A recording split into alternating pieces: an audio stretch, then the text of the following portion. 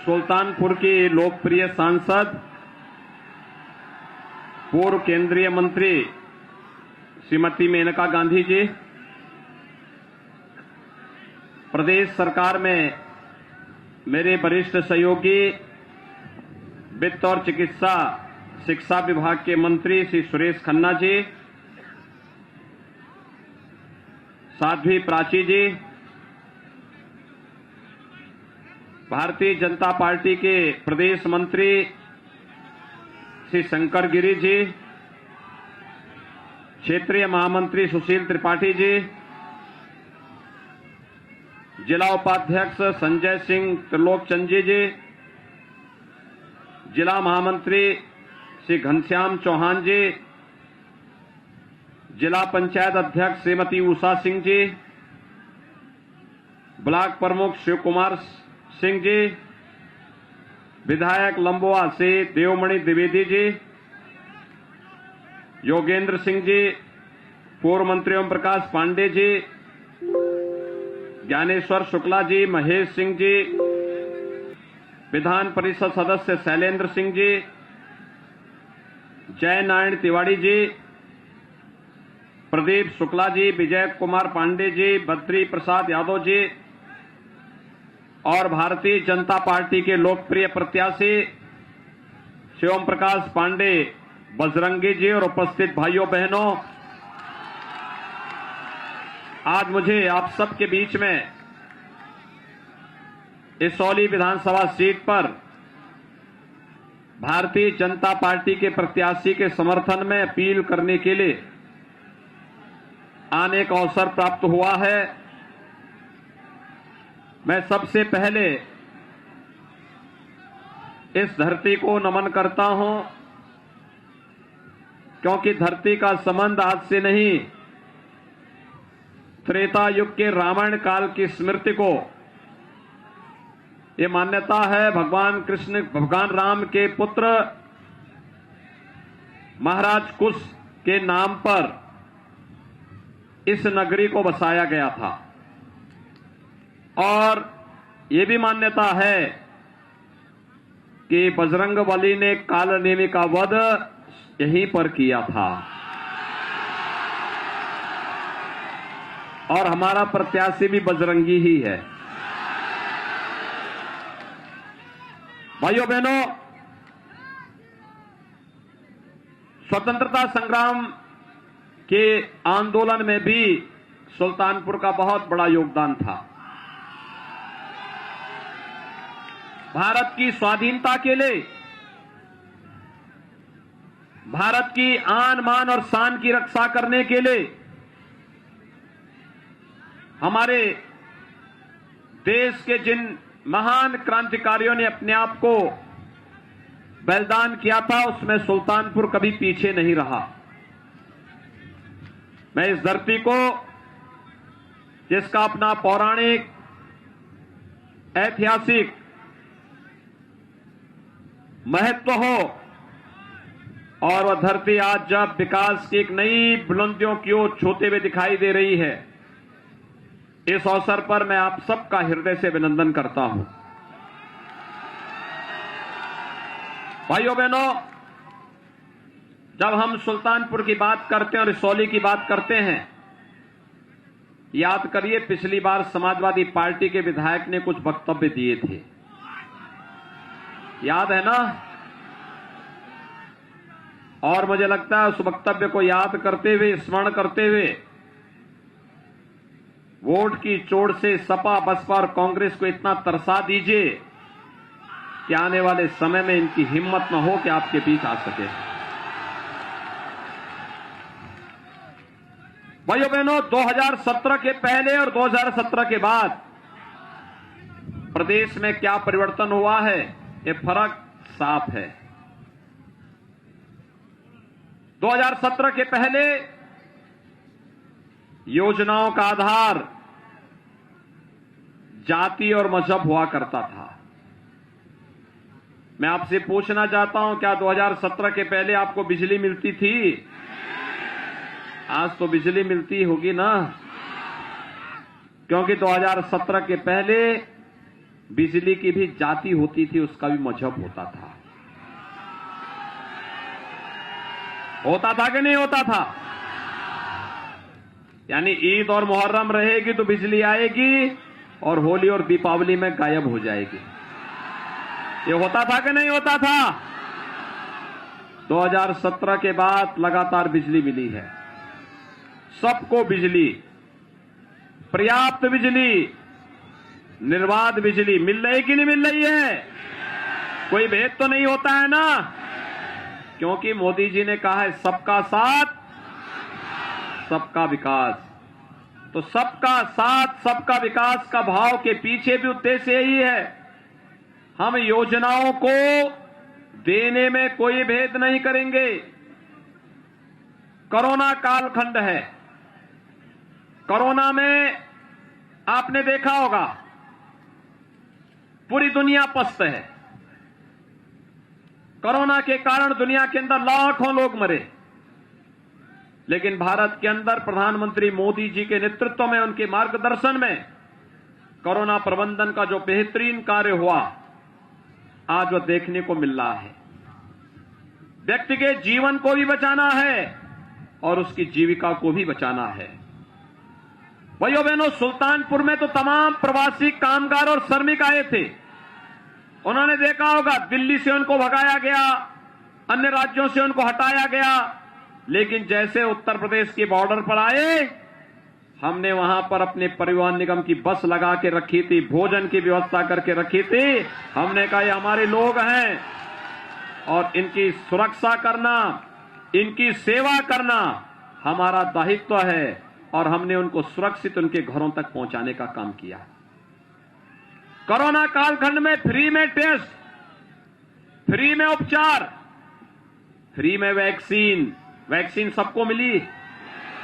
कितने लोगों ने वैक्सीन ले ली है? कितने लोगों ने ली? थोड़ा पीछे जो लोग बैठे हैं वैक्सीन नहीं लिए हो अभी? ले लिए? सब लोग ले लिए ना? ये वैक्सीन का पैसा तो नहीं लगा था, ये फ्री में मिली थी ना? अगर 17 के पहले होता, सपा बसपा का कार्यकाल होता ना, तो ये वैक्सीन मार्केट में ब्लैक हो जाती। उनके नेता, उनके गुर्गे सारे वैक्सीन बेच देते, जनता ठगी की ठगी रह जाती है।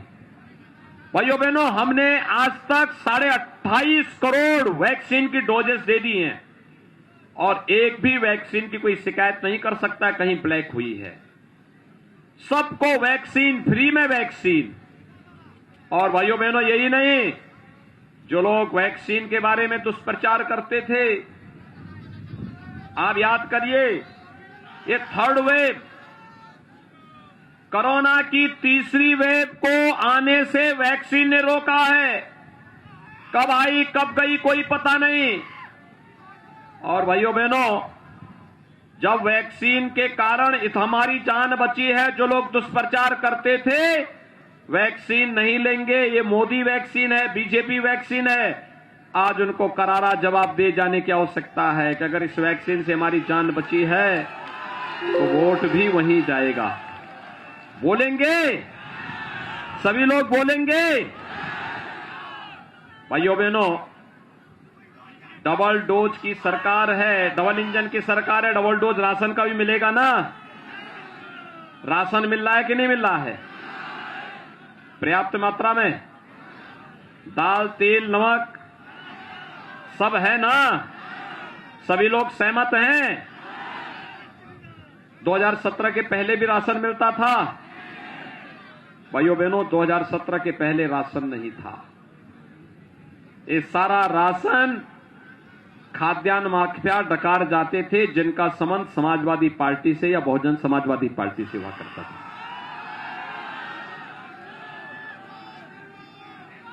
गरीब का राशन खाते थे, बिजली चेहरा देख करके देखते थे। और भाइयों बहनों, मैं पिछले दिनों यहां आया था, आपकी लोकप्रिय सांसद और यहां के माननीय विधायकगण उस समय मौजूद थे जब हम लोगों ने यहां के सुल्तानपुर के मेडिकल कॉलेज का शिलान्यास किया था। मेडिकल कॉलेज में भी शिलान्यास होगा, मेडिकल कॉलेज होगा। यह एक कल्पना थी। आज जो कल्पना साकार हो रही है। 2023 में जब मेडिकल कॉलेज का सत्र प्रारंभ होगा तो भाइयों बहनों, उपचार के लिए सुल्तानपुर के लोगों को लखनऊ, दिल्ली या और जगह नहीं जाना पड़ेगा। विशेषज्ञ स्वास्थ्य सुविधा सुल्तानपुर में ही मिलेगी और नौजवानों को मेडिकल की शिक्षा यानी डॉक्टर बनने का अवसर भी सुल्तानपुर के अंदर ही मेडिकल कॉलेज से प्राप्त होगा। यह मेडिकल कॉलेज पहले भी बन सकता था।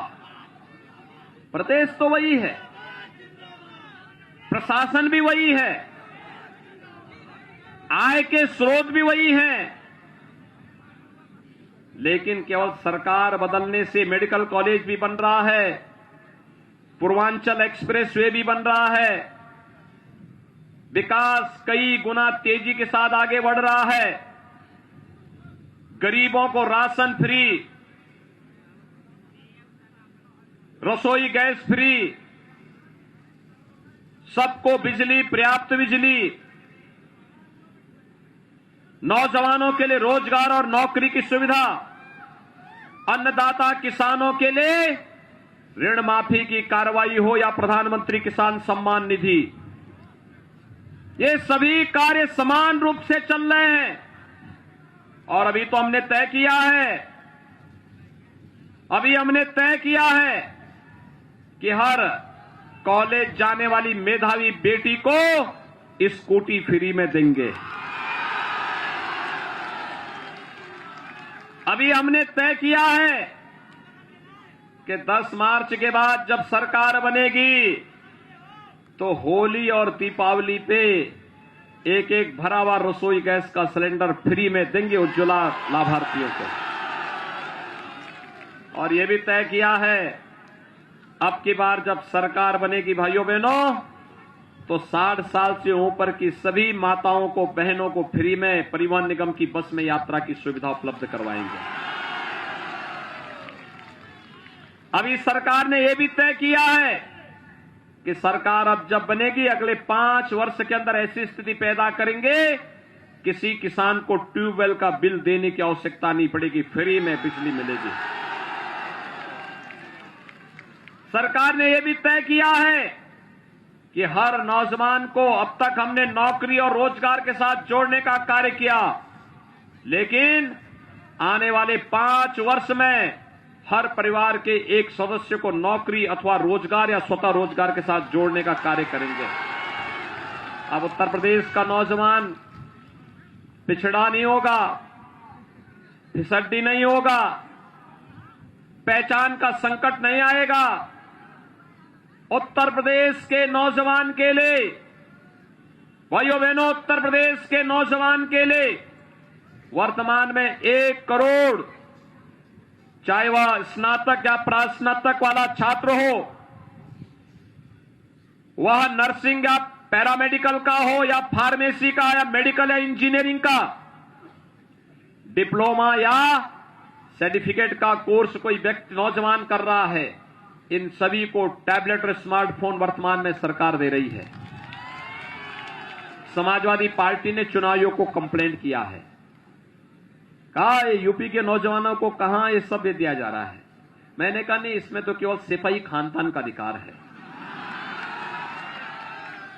यानी उनका तो नारा ही यही है, एक ही नारा है कि सबका साथ और सिपाही खानदान का विकास। वो यही करते थे, यही तो करते थे, जीवन भर यही किया है। महोत्सव करते थे, सिपाही महोत्सव, न राग न रंग न भाव न भाषा, आयोजकों को पता ही नहीं लगता था क्या हो रहा है। आज जब हमें अवसर मिलता महोत्सव का, तो भाइयों बहनों, दीपोत्सव होता है, दीपावली कैसे मनाई जानी, अयोध्या की दीपावली दुनिया के सामने ब्रांड बनती है। रंगोत्सव होता है, बरसाना और वृंदावन की होली कैसे खेली जानी चाहिए, यह दुनिया के सामने उत्तर प्रदेश प्रस्तुत करता है। देवताओं की दीपावली कैसे होती है, देव दीपावली काशी की दुनिया के सामने होती है। भव्य कुंभ और दिव्य कुंभ कैसे होता है, ये प्रयागराज कुंभ दुनिया के सामने प्रस्तुत करता है। तो ये सैफई खानदान जो लगातार हर एक बात पर अपना अधिकार जमा करके जबरदस्ती हड़पने की आदत डालता था ना, इस बार करहल के लोगों ने भी तय कर दिया है, सपा मुखिया की जमानत जब्त करेंगे। और भाइयों बहनों, मैंने तय किया है, इन्होंने चुनाव आयोग को कंप्लेंट किया है कि ये नौजवानों को टैबलेट और स्मार्टफोन क्यों बांटा जा रहा है। हमने तय किया है कि अभी तो 1 करोड़ नौजवानों को दिया जा रहा है, 10 मार्च के बाद अगले 5 वर्ष के अंदर 2 करोड़ नौजवानों को टैबलेट स्मार्टफोन देंगे। और यही नहीं, ऑनलाइन एजुकेशन के लिए, कंपटीशन की तैयारी के लिए या ऑनलाइन एग्जामिनेशन के लिए जो भी खर्चा आएगा, वह खर्चा, डिजिटल एक्सेस का खर्चा भी अब मां बाप और अभिभावक के ऊपर नहीं, बल्कि वह खर्चा भी सरकार स्वयं उठाएगी। हर नौजवान, हमारा यूपी का नौजवान स्मार्ट होगा। और उसके लिए मैं आपसे अपील करने के लिए आया हूं, जो हम लोगों ने गति की है, जो प्रगति की है, इस प्रगति से विपक्ष बौखलाया हुआ है, उसकी समझ में कुछ आ ही नहीं रहा है। मैंने समाजवादी पार्टी के एक नेता से पूछा, मैंने कहा भी आपने विकास कराया है? उसने कहा क्यों नहीं विकास कराया? कहां विकास है? आपका विकास कहां? मैंने कहा एक्सप्रेसवे, मेडिकल कॉलेज, हाईवे, बिजली। कहा हम भी दे सकते थे, लेकिन हमारी समझ में नहीं आ रहा था कैसे देना है। तो मैंने कहा जब तुम समझोगे नहीं, 12 बजे सो के उठोगे, 12 बजे सो के उठोगे, 2 बजे तैयार होते होते 2 बज जाएंगे। बाद में कोई शिवपाल जी जैसा महाविद्वान आदमी जाके समझाएगा, और फिर उसके बाद रटी रुटाई 2 बातों को कह करके फिर अपनी बात को आगे बढ़ाओगे, तो समझ में आएगा क्या? कुछ समझ में आएगा? नहीं आएगा। काम ने विकास कराया। मैंने कहा क्या कुछ तो एक जगह बता दो। उन्होंने कहा देखिए हमारा विकास हर जगह दिखाई देता है। मैंने कहा कहां? बिजली में नहीं है, सड़क में नहीं है, गरीब कल्याण के लिए नहीं है, कहां है तुम्हारा विकास बताओ तो। कहा कि देखिए हमने हर गांव में कब्रिस्तान की बाउंड्री बनाई है। सपा का विकास क्या है? कब्रिस्तान की बाउंड्री। और भाइयों बहनों, इस सपा बसपा को बताने की आवश्यकता है। सपा बसपा को यही बताने की आवश्यकता है कि अगर कब्रिस्तान की बाउंड्री बनाए हो तो वोट भी वहीं से ले लो। ठीक है ना? सभी लोग सहमत है ना? और मैंने मुझसे पूछा आपने क्या करा है? मैंने कहा देखो हम जो योजना, कहा घुसने का पैसा कहां से आता है? मैंने कहा देखो नियत साफ हो तो पैसा भी आ जाता है, नियत साफ हो तो पैसा भी आता है। और उत्तर प्रदेश में किसी चीज की कमी नहीं है। अरे यहां तो भगवान बार बार जन्म लेते हैं। अयोध्या में राम जन्म लेते हैं, मथुरा में कृष्ण जन्म लेते हैं, भगवान विश्वनाथ यहां पर है, मां गंगा यहां पर है, यमुना मैया यहां पर है, सरयू मैया यहां पर है, भगवान बुद्ध यूपी में है, सब तो यूपी में है। और भाइयों बहनों, मैंने कहा देखिए हमारे पास प्रकृति और परमात्मा का आशीर्वाद है, नियत साफ है, सोच ईमानदार है, तो काम दमदार होगा। होगा कि नहीं होगा? आपको दमदार और मजबूत सरकार चाहिए या दुमदार और मजबूर सरकार? दमदार सरकार चाहिए ना? तो दमदार सरकार के लिए भाइयों बहनों, एक हाथ में विकास की छड़ी होगी और दूसरे हाथ में पेशेवर माफिया और अपराधियों के लिए बुलडोजर भी होगा। हमारा बुलडोजर एक्सप्रेसवे ही नहीं बनाता है, हमारा बुलडोजर माफिया के ऊपर चढ़ करके उसको जब रगड़ता है ना, तो जो गरीबों का पैसा उसने इकट्ठा करके आरसीसी की दीवारों में कैद किया होता है, ये पैसा निकलता है तो गरीब को राशन भी जाता है। ये पैसा निकलता है तो मेडिकल कॉलेज भी बन जाता है।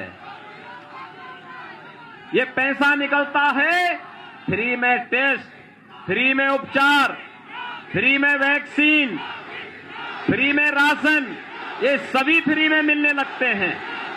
और इसलिए भाइयों बहनों, सुल्तानपुर में 5 सीटें हैं, ये 5 पर भारतीय जनता पार्टी जीतेगी। दमदार सरकार तभी बनेगी जब 325 सीट पाएंगे। फिर एक बार 300 पार के लक्ष्य को प्राप्त करने में आप योगदान देंगे। पिछली बार इसोली चूका था। और भाइयों बहनों, अति आत्मविश्वास में रहने की आवश्यकता नहीं। पिछली बार चूका था तो खामियाजा किस रूप में भुगतना पड़ा था देखा नहीं। जो व्यक्ति विधायक चुना गया था क्या क्या गाली देता था, सुना होगा ना, क्या क्या गाली दे रहा था। अब इन समाजवादियों को यही इनका संस्कार है और थूक करके चाटने का ही इनकी आदत है। गाली भी देता था और उसके बाद नाक भी रगड़ता था। और मैं इसीलिए आपसे कहने के लिए आया हूं, पिछली बार चूके थे, इस बार चूकना मत। तैयार है ना? बजरंगी को जिता के भेजेंगे भारी वोटों से। दोनों हाथ ला करके मेरे साथ बोलेंगे, जहां तक आवाज जा रही है दोनों हाथ ला करके बोलेंगे, भारत माता की, भारत माता की, भारत माता की।